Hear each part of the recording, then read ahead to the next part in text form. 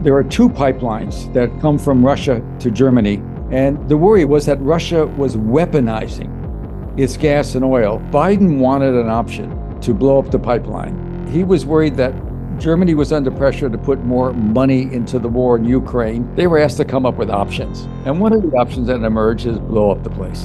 And the CIA was given that assignment. The classic thing for the head of the CIA is, does he work for the Crown or the Constitution? And most CIA directors decide they work for the Crown. All he had to do was say, if he was really innocent, last September when this happened, who did it? He's never asked the question because, of course, he knows the answer. His policies right now are, let's see, I hate Russia, I hate communism, I hate China. And how's that working out? China's writing us off. Will Putin use nukes, do you think? No. He just wants Ukraine to stay neutral. The US government is giving money to Zelensky. Zelensky and his crew are skimming a chunk off the top, and then they're buying diesel from Russia, their enemy, to continue to keep the war going. The Biden administration knows they're taking some off the top. We know you're skimming, but you're skimming too much. So keep skimming, but skim less, because we need you to keep this war going so I can get elected. That's what you're saying is going on here. It's scary how simple it is. It's all about re-election. So is anyone motivated to actually come to peace here? The deal I hear that would work is ceasefire. The borders are where they are. Demilitarization of Ukraine is going to be the sticking point.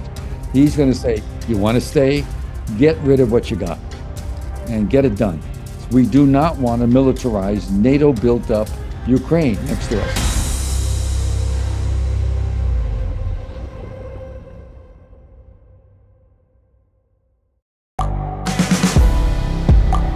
The world is changing. Inspiration is everywhere. It has never been so easy to connect, share, and bring people together. We're learning from others and finding the best in ourselves. Challenging our beliefs. Sharing our vulnerability. Overcoming our fears. Transforming ourselves so we can transform the world. How far can we go? This is London Real. I am Brian Rose. My guest today is...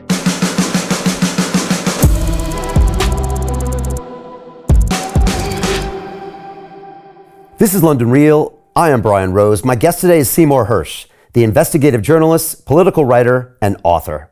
You first gained widespread recognition in 1969 for exposing the My Lai massacre and its cover-up during the Vietnam War.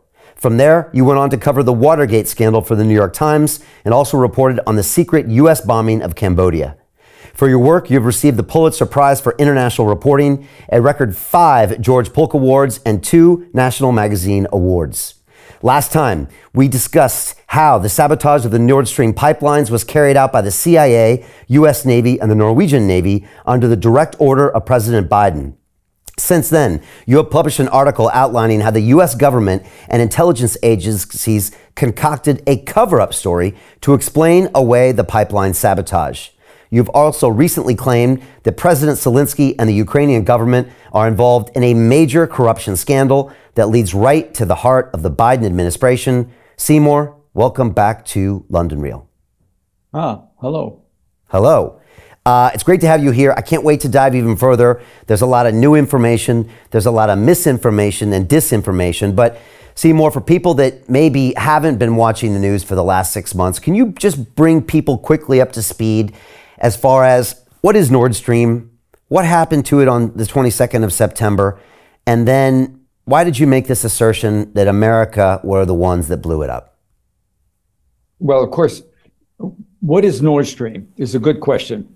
There are two pipelines that come from Russia to Germany, and the United States partly, and Great Britain, all of us as part of the notion of containment of Russia, containment of communism that started after World War II, have always been, particularly by 1960-62, when Russia began building pipelines that were going to go through Western Europe into Western Europe, and they have so much gas and oil there, and it's very much less expensive, easy to get to. And the worry was Jack Kennedy was the first president to really start talking about it. It was that Russia was weaponizing its gas and oil in the Cold War. It was weaponizing, particularly with Germany. Germany was, as you know, they had a hell of a time after World War II. They just spent, 10 years of bombing, raping, murdering Western Europe. And they had to show Western Europe they could be good neighbors after the war. And so they became an industrial powerhouse and a great trading partner, largely due to the fact that they were getting Russian oil and gas, mostly gas, at a very cheap price. And this went on despite worry, but Germany wanted that gas. And what the countries are now called NATO countries, which NATO was set up in 1949, needed German gas to keep their people warm and profitable. And so in 2011, a major pipeline that was financed largely by oligarchs from Russia, 51% and 49% by four different private companies in Europe, invested many billions of dollars to build a 750-mile pipeline directly from Russia into Germany, producing 40% of the gas that Germany needed for a year. 40% in one big pipeline. That ran for 10 years until Putin, and because of the problems we now have, the war began. And by the way, nothing justifies what Putin did, starting the first major war in Western Europe. That's not acceptable. So this isn't a pro or anti-Russian thing, but this has to do with you can't like what Russia did. On the other hand, the first pipeline was such a success, and Putin shut it down himself. Meanwhile, a second pipeline was built called Nord Stream 2. That was the one that was blown up last September, as you just said. And it was full of gas. It hadn't started working yet because Chancellor Scholz of Germany, who's pretty much in our pocket, I would say, sanctioned it, stopped it. And when he stopped it, it was full of 750 miles worth of methane gas. And that's what blew up. And so in last fall, right before, in the end of September, as you said, it was blown up. And the mystery was who did it and why. It was an act of, you can call it sabotage, terror, war crime. There's been no judicial decision yet because nobody's acknowledged it. And so it was a mystery. And in October, I have friends that I was people that I was dealing with for 30, 40 years. That, people in America, when people retire, they still are called upon. They're asked to come in. And this was Biden wanted an option to blow up the pipeline. And why did he want that? He was afraid that at some point, by September, the war wasn't looking like it's going to be anything but a draw. It's still, you can take it any way you want it. It's still not looking like much of a victory for anybody, but the odds are the people I know who see some really interesting intelligence and are close to the military, I think it's all Putin's call. How much energy how much money does he want to put into it? And unlike us in the West, Putin controls his arms manufacturing. He doesn't have to get contracts with Northrop Grumman. He could just say, I want more. So he's got a lot more weapons at his disposal, a lot more troops that he hasn't put into the game. And I think at this point, it doesn't look so good. But last September, Biden's worry, as much as I can tell, I'm not in his head, the worry was that West Germany and Europe, there's no natural gas, no natural oil in that area. They've always been dependent on outsiders for their gas and oil. He was worried that Germany was under pressure to put more money into the war in Ukraine. And it looked to a lot of people, even people, believe it or not, in NATO, it looks like they're throwing a lot of bad money, a lot of good money after bad. We've now put about $120 billion into that war at a time when we just cut off 15 million people from medical care. Just cut them off at the bottom. We have acute problems like certainly Britain does too. You have to subsidize an awful lot of people in your country to keep it going, particularly on energy.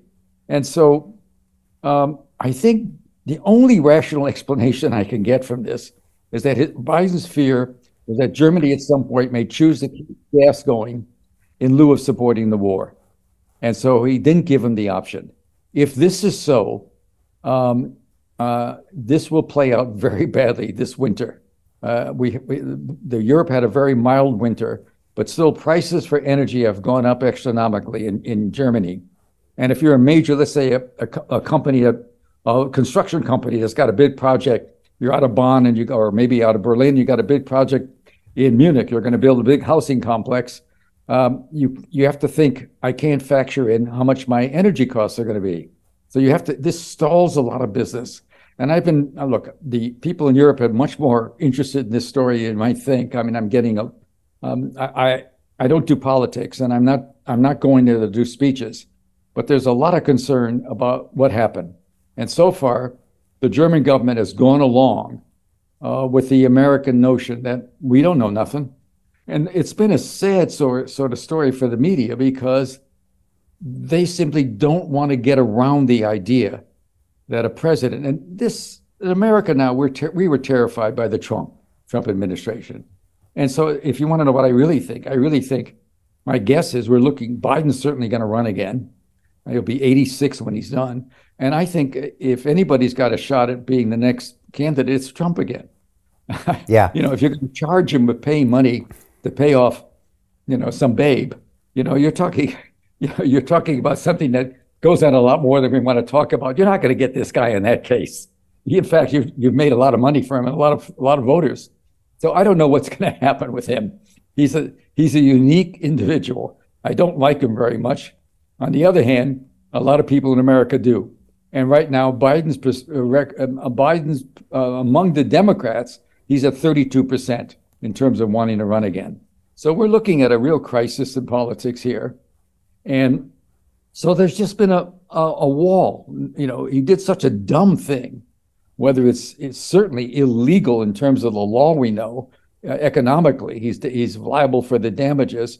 Whether it's an act of war is to be decided by not me. But the resistance to the story, as you know, we talked about it when I was on your show a few weeks ago, maintains strong. And when I mentioned the cover story, at some point, when you do an operation like this, the CIA was asked last winter, actually in the 2021, before 3 months before Russia invaded in February of a year and 2 months ago, they were asked to come up with options. So what can we do to forestall them? And there were meetings, and I described them in a lot of detail. And one of the options that emerged is blow up the place. And the CIA was given that assignment. Other agencies were involved too. And Norway is, of course, I actually wrote about this later. Norway has worked with us under dirty tricks in Vietnam. And we were operating inside North Vietnam sort of without anybody in America knowing it. And their hosts the corporations that run some of the largest private merchant marine ships have also done things for us. We just have a long relationship. It's got a 1,400-mile border along the Atlantic Ocean. It goes all the way and meets Russia at the Arctic Circle. And way up north, we've probably put, if not $500 million, more than $1 billion worth of new bases. We've upgraded air bases. We built a new it was a closed submarine base they had Norwegians used in World War II. We rebuilt it. We put in a more advanced radar. We monitor Russia from. We made Norway a #1 target for Russia too, by the way. But the Norwegians are great sailors, and the first thing that the CIA team that was involved was to head to Norway, because we don't know much about the Baltic Sea. And the one thing about the Baltic Sea that makes putting a mine and blowing up a pipeline under the water is there's no gas and oil there. So what do? If you're an American ship, you suddenly show up and a bunch of divers jump in, and a week later something goes off. I mean, that can't work. So it's complicated. And the team ended up thinking, people in the intelligence profession, I'm sure you know some people from some of your 5 and 6 people, they're pretty smart people. And in the end, even though they did what the president told them to do, they began to like it less and less. It didn't make sense, because the option of blowing up a pipeline and First of all, how do you hide it? I mean, how do you hide who did it? And so here we have the United States of America now in the position, and of course, what they did is they built a cover story. Yeah. You can't do an operation unless you have a cover story in case it's blown. And the cover story was because I think last time we spoke, Seymour, the cover story hadn't broke yet. And I think you told the only thing that was happening is that everyone was calling you out, saying, where are the sources? You're like, I'm not going to name my sources, but anybody who knows my record knows that I know what's going on and that my sources are always there. And so that's the way they were attacking your credibility. And I think you said, Brian, the German chancellor is going to DC next week and we're going to see what happens. I think that's kind of where we left it. And then from there, the chancellor went there. And then I think we saw this cover story emerge in the New York Times. That's what's happened, I think, since the last time you were here. The chancellor went there on his plane, big luxury, just like we have an Air Force One, a big, beautiful plane with no reporters. That rarely happens. Went there by himself. No state visit, no joint press conversation with the president.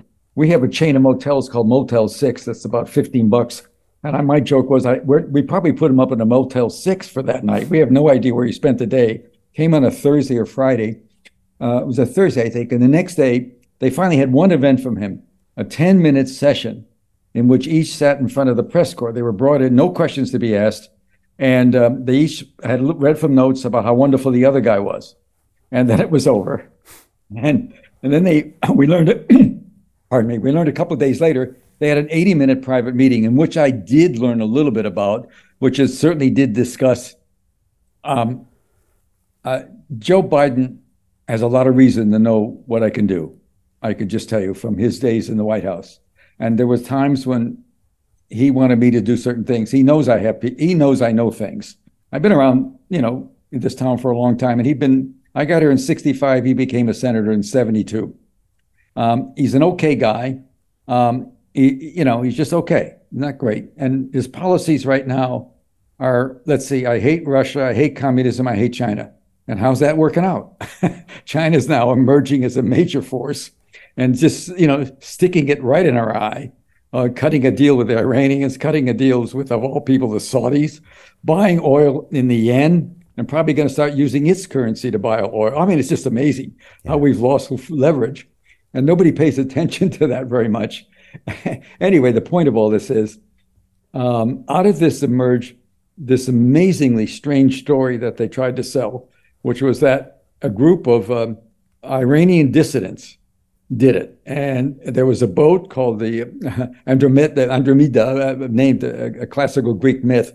A lot of boats are named with that name, including one of the top 100 biggest yachts in the world. It's an old folklore story about a beautiful virgin woman who was naked and saved by somebody, and a sort of interesting story. Anyway, the bottom line is they came up with this story and they had it all ready, that they had done it.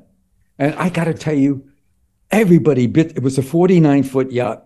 Everybody bit on the idea that this yacht could sail to a point in the Baltic, 260 feet deep, drop an anchor 260 feet, and then have some divers go down. And, divers have to have guys dress them. I mean, even though it's a modern lightweight, it's not like the old steel suits you saw. And they had to have, a mixture of gas, and you have to have a recovery facility for them when they come up. Otherwise, they spend all day down there. Coming up so slow, you have to go up, stop 3 times, and you don't want to do it on a covert mission. So that was the story they sold, and a lot of people bought it. And then I wrote a piece, because I just had to, saying that, look, that was all pre-planned by these guys. We, like your intelligence service, we have a lot of smart people in it, as I said. And it doesn't mean they're always right. They do what the president says. And these are guys who, the classic thing for the head of the CIA is, does he work for the crown or the Constitution? And most CIA directors decide they work for the crown, which always is a problem. That's always a problem because they end up doing things that are illegal. In this case, they did something illegal. And but they had a cover story. And the fact that so many people wanted to believe that story says so much about the resistance to the truth in this case. In the UN, there was a vote of 12-3 against doing an investigation, with the United States lining up to 12. And to this day, not one of the White House reporters has ever, in an open public, they're broadcast the daily news conferences with the press secretary. Nobody's ever gotten up and said, "Have you ever?" The United States president has the right to task. It's a formal word, task, the intelligence community, to solve a problem. All he had to do was say, if he was really innocent, last September when this happened, who did it? And he's never tasked the community. He's never asked the question because, of course, he knows the answer. And I don't know why. It's just so hard for the media to get over this. They just can't get to that. My guess is the paper I worked for, the New York Times and Washington Post, the other sort of standard liberal papers, are just so much afraid of another Trump or another Republican. Right. So they're going to back this guy. They protect him either consciously or subconsciously. They want to protect him at all means, which means the truth goes out the window, or any form of real investigative journalist goes out the window, and they just ignore it and move on to the next thing, which is probably shocking for you to see that happening at the New York Times, a paper you worked at for a long time that used to be considered the crown jewel of journalism. And now they came out with the article and talked about the Iranians with the Bulgarian passports on the yacht. And look, Seymour, I had just spent an hour with you, and I know a lot of people that are up on this story, and I was almost laughing out loud because you told me that it takes experienced divers. You told me about the mixture of the gases that you need. You told me how complicated of an operation it is. And then they went to that island where there's a few people there, and they interviewed them, and they were like, "Oh yeah, we saw a few people on the yacht." And I'm just thinking, there's like 14 people on that island. Like, it's like, come on. I mean, you had to know. Delivered food to them. Yeah. There must be a bunch of people. I mean, it's just ridiculous. And one of the great mysteries is they only destroyed 3 of the mines, and the 4th, what happened? What happened? And actually, a pretty good news reporter for a German newspaper came to see me, and was sort of mad at me for writing the story I did because he had a different point of view of it. But he said to me, his big problem was, well, he said, of course, the French and the Danes tried to go and recover the one mine that didn't go off. Remember, it's a mine. It's a C4 bomb, but underwater it's called a mine, and they didn't get it. And he said, and I said, I did say, I agree with him. I said, why didn't they get it? He said, well, the Americans were there first. And I said, it was interesting to me. And I said, why did they get there first? And he said, you know how the Americans are. They want to be first. And the thing that was funny about it, it's really very simple why the 4th mine didn't go off. When you're down 260 feet underwater, you've got only 2 miners. The trick of a covert operation is you keep it very tight. That's what made the Norwegians so important. The Norwegians fronted for us. It was a Norwegian boat. The Norwegians did the basic work, told us where we could hit both pipelines, send people down it. You have a shot of getting it. We trained for months in the Baltic Sea. And it's a very rapidly, turns over every year. It's a fast cooking and not very salty. Anyway, so what happened is they ran out of time. You can only stay down there about 15 minutes, and they ran out of time, and so they did 3, and they were told, get out of here. So there never was a 4th mine. But if there had been a 4th mine, which everybody thought, it's the most lethal thing in the world and the most difficult thing. It's an unexploded mine and powerful enough to blow up a New York City building. It's a big pipeline. They want to be sure they can get it. The pipeline is steel, but it's covered by a big concrete barrier that keeps salt water from getting near the pipeline. And it's the most difficult job in the world to extricate one of those.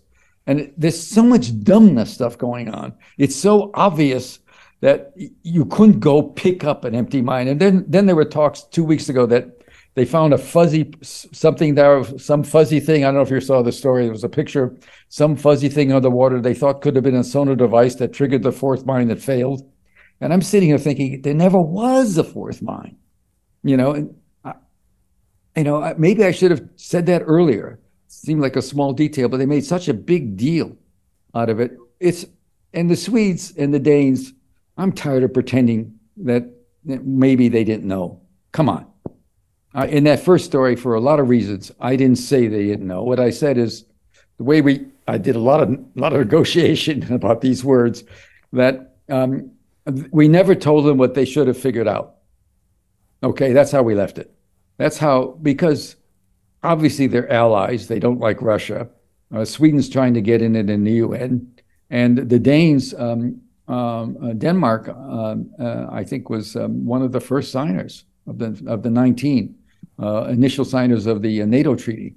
And so now, if you carry this out to where it's going to be, if this winter was mild, next winter, the odds are will not be.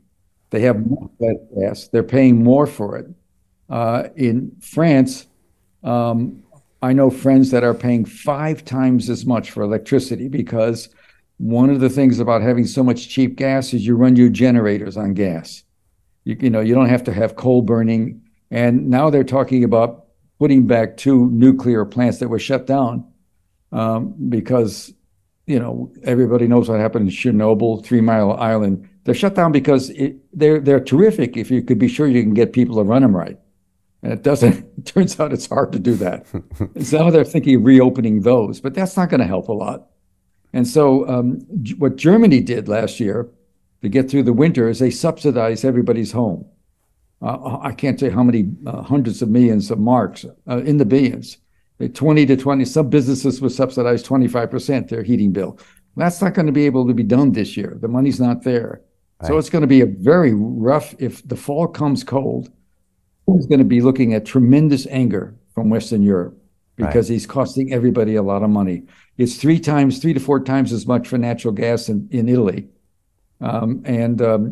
Everywhere. It's inflation is booming, you know how it is here. And meanwhile, Biden keeps on asking Western Europe for more money and tanks. He's now got German tanks fighting in Russia for the first time since World War II. Yeah, and I want to get into that war. I just want to finish up in the pipeline because there was the New York Times did the article on it, and then one of the reporters was put on a podcast, I think an internal New York Times podcast, and when they kind of pressed him more on the issue, he really seemed like he either didn't know or even the sources didn't seem even credible to him. And that story kind of finished up by saying, well, we probably know that we'll never really know. And it was, I've never ever heard a major paper like that report a story like that, where it's like, oh, it felt like they were literally phoning it in. They're like, we just are writing this story because we kind of have to, and we just hope that nobody asks us again. That's literally the way it sounded. It's, I worked at, without getting, you're right. His message was, he did a podcast. He didn't have to do it. Right. The New York Times now is, like a lot of newspapers, very audience. I subscribe to the New York Times and there's 15 different magazines and things I could get, you know what I mean? It's so full of, it's not, the business isn't newspapers anymore. The paid circulation used to be 1.7 when I worked there, 1.7 million. Now it's, 310 or 15,000. The newspaper's soon going to be gone. It's all going to be online. Yeah. But by the way, the other big riff about me is unnamed sources. And I worked at the New York Times for about 8 years, during which I won all sorts of prizes, wrote a story about domestic spying in the CIA. I'm not always a friend of the CIA's.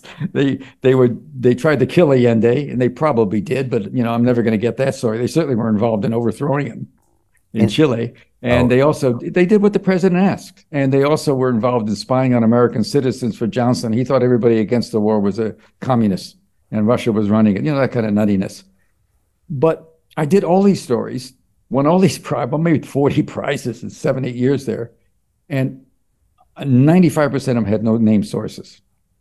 And the paper knew. In the beginning, the first few stories, they asked me, and I would tell them. One time, I'll just tell you one of the early stories I did, they asked me, and it was the chairman of a major committee and the head of the CIA with the unnamed sources. And I showed my notes to the end. After they said, I give up, go away. I don't want to hear what you do. So it's just bizarre to me. It's not about me. And it's not even about, I do this stuff on Substack. And by the way, it's this Substack, I hired the best editor I worked with in the last 30 years to work for me. And I hired the best fact checker. I worked at the New Yorker's magazine for, I don't know, probably 15, 20 years over the last 50. And always with a lot of hard stories, particularly after the invasion of Iraq, a lot of stories about CIA involved in the middle of Iran and all that. And the fact checkers know my people. And so I hired one of the best who's retired. He came out, he's having fun. It's fun to do it. You're going back into play and making noise. So I'm aware that I'm flawed. I can always screw up like anybody else. I can get the wrong date, or I can have the wrong story, or I can miss something. And that's, so I have the same backup I had, only I'm paying for it now, happily. And so what's the difference? The difference can only be, as I said earlier, a visceral fear of the coming of the Republicans. That's all I can think of. Right. And the same in the Washington Post. The Washington Post now has stories that begin, they'll have a story about Ukraine and there'll be 5 bylines on it. And they'll say, this story was written by the following, and they name them all. And I say to myself, that's the first lie.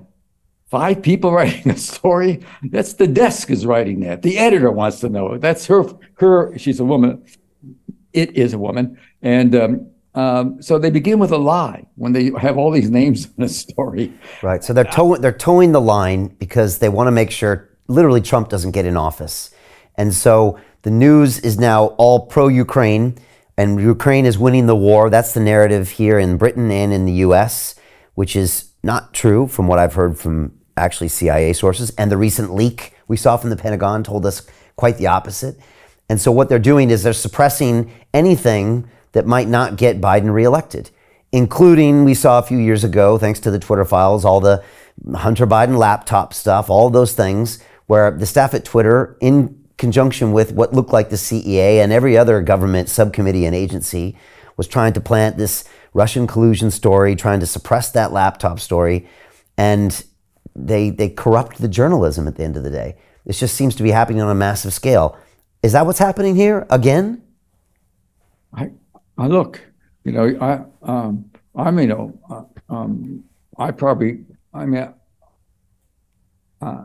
not apolitical. I'm a classic sort of lib-lab, although I've given money to Republicans, I'm not a big,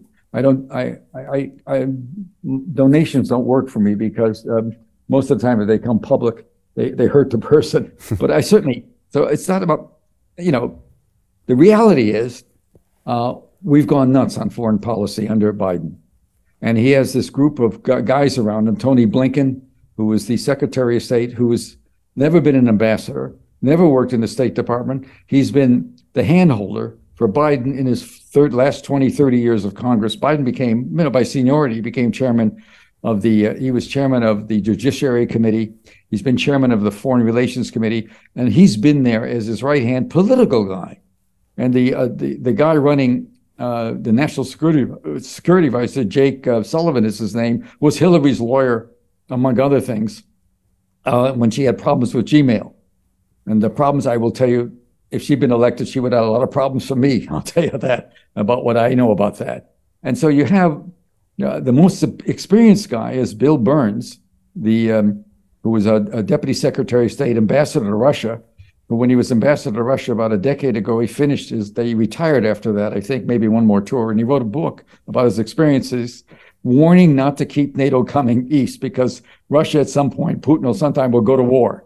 He doesn't want NATO coming into, particularly in Ukraine. And you mentioned the story that I wrote a couple of weeks ago about corruption. And I'll just tell you, it was Burns himself had gone to see Zelensky in Kiev, and the message, and he wasn't alone. There were other people in his entourage, obviously, because I went to God. He certainly isn't going to tell me this story. His message was, it turns out, and it's hard to get your head around this. Ukraine needs diesel fuel to run its war. They operate mostly on diesel. Refined diesel is much easier to refine than the kind of gas we use here, and I'm sure in England too. But you use a lot of diesel too for your trucks. Anyway, the military equipment, the tanks and everything run on diesel.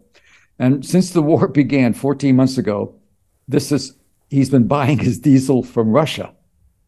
I can't fathom. So Ukraine, keep on going. Okay, keep going. It is a huge kickback involved.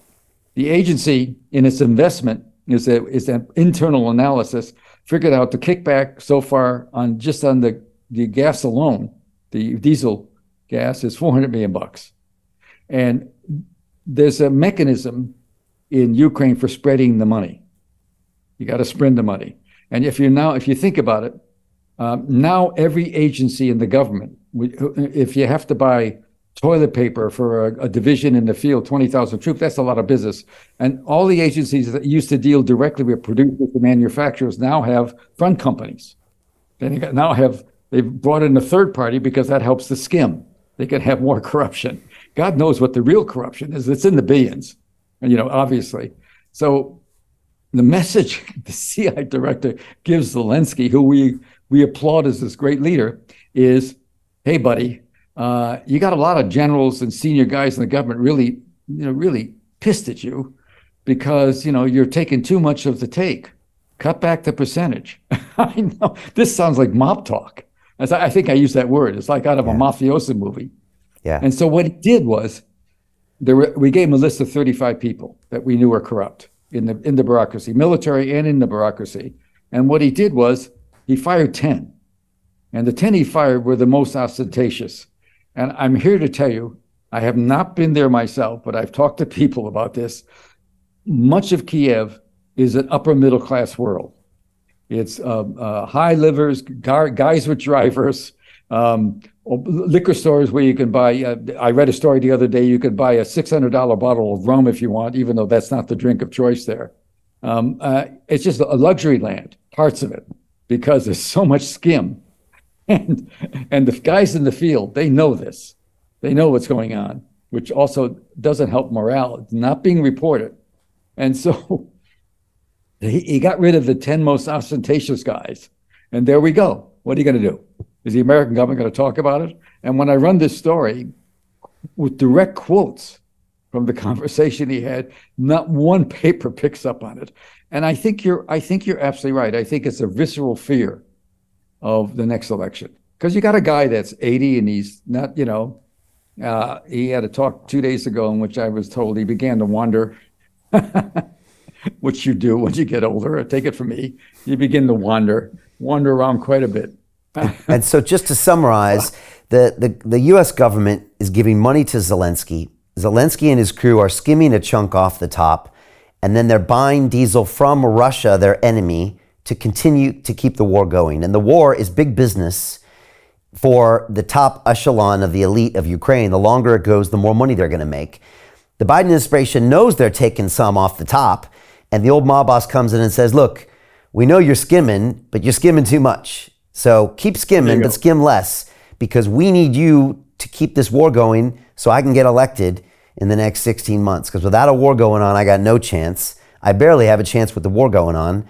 And now that Trump is starting to open his mouth, I got even less chance. That's what you're saying is going on here. You should have been a good editor. You said it in about 2 sentences. It's scary how simple it is. Right. It's all about re-election. And what happened today? Today, in my old newspaper, the New York Times, is a long story about how the leadership in Russia, Xi and others, are just walking away from us and cutting deals. They've cut deals with Saudi Arabia. We talked about what they're doing. And it's a long story, never mentions the fact that we have been, from the moment this group, Blinken, Winken, I call them Blinken, Winken, and Nod for Victoria Nuland. There's like a kid's story. They've been so outspokenly full of hate of Russia from the moment they got in. 2 months after they got in, they had the Secretary of State, Tony Blinken, who, by the way, is personally apparently a very nice guy. I don't know him. But he just has long-standing hostility to everything communist. He met with the Chinese in Alaska, and he really pissed them off. He began telling them what they should start doing internally. We're a country with, I just wrote the other week about Guantanamo. I want to get into that. We murdered ourselves by putting those people, taking people, dragging them in, throwing them into jail, and mistreating them. In the Middle East, are you kidding? we're going to pay for that for a long time, what we did. No due process. Anyway, and so we have a Secretary of State a month ago, some balloons. We taught China, when China was our buddy against Russia, we taught them about using weather balloons for low-level, intelligence collection. We gave them the formula for it. We Really? did that I didn't know that. about 3 decades ago. Okay. We taught them how to do it. And so the Secretary of State of the United States is supposed to go meet with his counterpart in China. There's been a lot of tension in relationships, and he canceled it because of a balloon that we shot down with a brand new Air Force plane. The plane was an F-22. It was the first combat mission of a plane. The cost overrun in America is always, because it's private enterprise, always it's like anybody has their house redone. There's always extras that the contractor comes to you with. There always is in the airplane business too. But I will tell you, what I'm telling you now is true. It's just a silly fact. The first combat mission of the F-22, this new plane, we have a base in Southeast America where they're based, and it's a fantastic plane. The first combat mission was destroying the balloon. And the pilot who did it fired the missile, that missile that probably cost 8 times as much as the balloon, $1 million missile, knocked it out, lands. And in World War II, I've read a lot about the air war in Britain. That's a classic. Talk about integrity and guts and intelligence and willing to die. But when they got the Messerschmitts, they used to plant them on the side, the little flags. And we did it with the P-51s and the Zeros against the Japanese Zeros. I go back to World War II. And so the guy came back and he planted mockingly a little balloon on the side of his plane. The first hit was a balloon. But the Secretary of State won't visit his counterpart because of a balloon. Right. Well, let's talk about China briefly, because it's a real issue. And then I definitely want to I really want to get your thoughts on Trump. And then I do want to finish with Guantanamo. But China, they're making serious moves. Every day I open up the paper or online news and boom, Xi's in Brazil. Boom, Xi's in the Middle East. Boom, UAE is selling oil based in the yuan. They're making major moves around the world, obviously with Belt and Road Initiative. They have this long game where they're thinking 100 years out, maybe 1,000 years out. And our current administration is doing nothing to check them whatsoever. It's looking really dangerous, and they're refusing to engage at all with the U.S. or vice versa, by the way you're saying here. And it looks really dangerous what's going on right now. China's writing us off. They've been writing us off. Now, finally, it was actually in the New York Times today writing us off. A long story about what China's doing, why they're writing us off. Not one mention of what the Biden administration hostility towards China has been. Hate, hate, hate. Everything Chinese, and China's got problems. They have the old Silk Road they want to build, the something road. They're down $70 billion on it. They've invested heavily in Navy bases. They put a lot of money into just a big natural harbor. In the Bahamas, they put a lot of money into it. They've done one in Nairobi. They've done one in Pakistan. In Pakistan, Karachi. They put money into, and they're not getting money back. People are stiffing them, so they actually have a currency problem. They have a lot of reason to want, and what's Biden going to do now? So much we do so much trade with them. He's now going to issue some orders. I understand, cutting back, sanctions, cutting back American willingness. To continue watching the rest of the episode for free, visit our website londonreal.tv or click the link in the description below.